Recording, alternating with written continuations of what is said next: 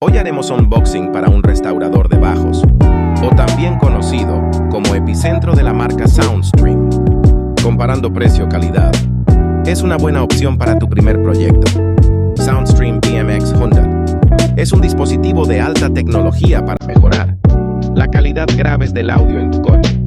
El dispositivo viene con un control remoto montado en el tablero y una pantalla iluminada para la restauración de graves. Además, cuenta con un control de graves paramétrico y un filtro subsónico, control de salidas de graves y una fuente de alimentación de espacio libre PFM. También incluye entradas balanceadas, control de salidas de graves y una fuente de alimentación de espacio libre PWM. El precio en Mercado Libre es de alrededor de 720 pesos. Coméntanos cuál es tu marca favorita en audio.